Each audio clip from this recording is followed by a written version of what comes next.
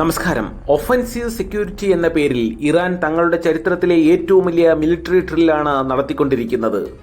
American പ്രസിഡന്റായി Donald Trump വീണ്ടും സ്ഥാനമേറ്റ സമയത്ത് തന്നെയാണ് ഇറാൻ ഇത്തരത്തിലൊരു നീക്കം നടത്തിയത്. ശത്രുക്കൾ ഉയർത്തുന്ന ഏത് ഭീഷണിയെയും നേരിടാൻ രാജ്യത്തെ സായുധ സേനകൾ ഇതിനകം തന്നെ സജ്ജമായി കഴിഞ്ഞെന്ന് ഇറാൻ വ്യക്തമാക്കിയിട്ടുണ്ട്. ഇറാന്റെ റവല്യൂഷണറി ഗാർഡ്സിന്റെ നേതൃത്വത്തിൽ നടക്കുന്ന ഒഫൻസീവ് സെക്യൂരിറ്റി ഡ്രില്ലിൽ ഗ്രൗണ്ട് ഫോഴ്സിന്റെ പ്രത്യേക ദ്രുത പ്രതികരണ യൂണിറ്റുകളാണ് പങ്കെടുക്കുന്നത്.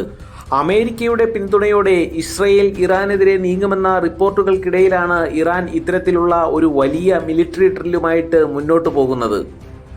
മിലിറ്ററി ഡ്രില്ലിൽ ശത്രുക്കൾക്കെതിരെ വിവിധ തരത്തിലുള്ള സ്റ്റെൽത്ത് റിക്കണൈസൻസ് UAVസും 110 കിലോമീറ്റർ വരെ ശേഷിയുള്ള ഫജർ മിസൈലുകളും ബോംബുകൾ വഹിക്കാൻ ശേഷിയുള്ള മൊഹജർ ഡ്രോണുകളും ഉപയോഗിച്ച് ആക്രമണങ്ങൾ നടത്തുന്ന രീതികൾ പരിശീലിച്ചു.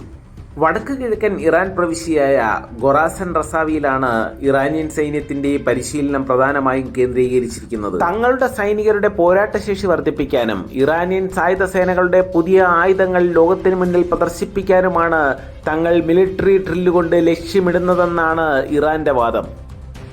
ഇറാനിയൻ സൈന്യം കഴിഞ്ഞ കുറേയേറെ ദിവസങ്ങളായി വിവിധ തരത്തിലുള്ള മിലിറ്ററി ഡ്രില്ലുകൾ നടത്തിവരികയാണ്.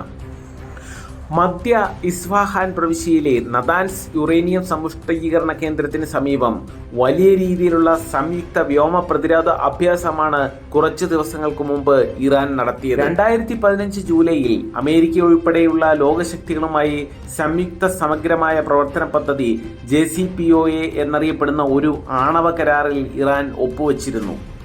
തങ്ങൾക്കുമേലുള്ള ഉപരോധങ്ങൾ നീക്കം ചെയ്യുന്നതിന് പകരമായി തങ്ങൾ ആണവായുധങ്ങൾ ഉണ്ടാക്കുന്നത് നിർത്തിവെക്കുമെന്നാണ് ഇറാൻ സമ്മതിച്ചത്.